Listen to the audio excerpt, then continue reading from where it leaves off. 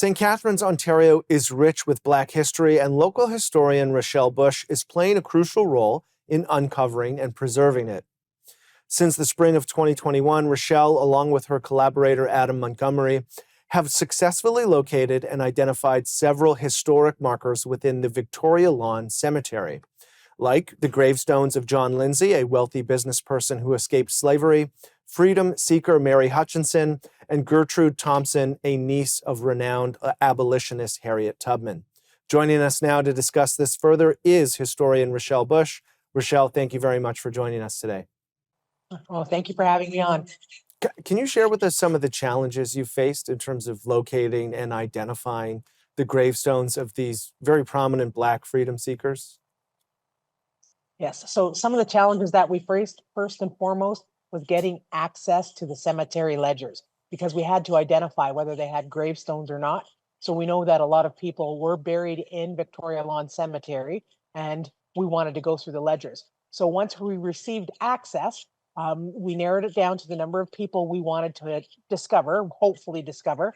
And then it was just a matter of searching for a gravestone. The cemetery is concerned with human remains, of course, as they all are all over the place. So Adam Montgomery could only take a really thin fiberglass rod and just poke into the area to see if there was a stone. And then, we discovered a few.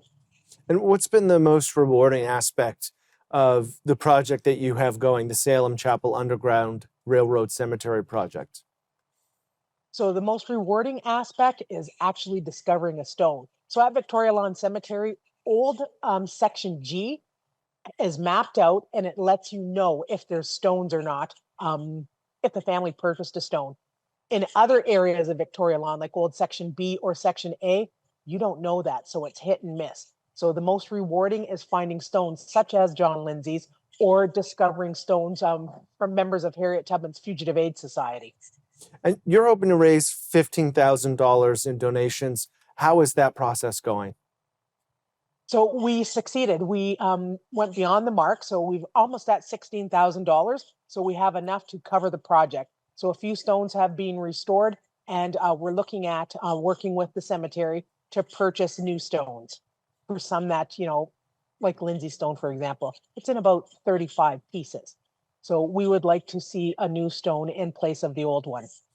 And can you educate us and highlight us on the historical significance of some of these individuals and their stories, and how they contribute to that rich Black history in the Niagara region? Absolutely. So some of them are extremely significant because they had rewards wanted for them. So, for example, Charles Hall, there was a reward for his capture and return to enslavement. A lot of them, so we could identify them that way. Then there's individuals like John Lindsay, who's documented in two narratives. The North Side View of Slavery, that was written by Benjamin Drew and published in 1856, and then in the Freedmen's Inquiry Commissions. So a lot of people, for example, my ancestors, some of them are documented, some are not. But when you find out that they had famous cases back in the United States, such as Alexander Hemsley, these people become very significant to the role that they played in enslavement, then their escape, then making it to British soil. And how has the community responded to your efforts? Are you getting support from the local community in terms of making sure that you guys can keep doing the great work that you're doing? David, to be honest, here in St. Catharines, we are blessed, as well as in Niagara region. We get a lot of community support. So a lot of the fundraising that we've received, I should say, rather, came from the local community. Some from, the United States and Europe, but the community has been extremely supportive of our efforts. And are there other organizations like yours doing similar work around the province or in different areas throughout Canada? Well, that's a great question, and thank you for asking. To my knowledge, no. This will be the first of its kind in the country, and perhaps the United States, so all of North America as well. You're doing incredible work. Where can our viewers learn more about your project? So if they want to, they can go to my tour company, because I do a lot of posts there, Tubman Tours Canada, and you can also go to the GoFundMe site.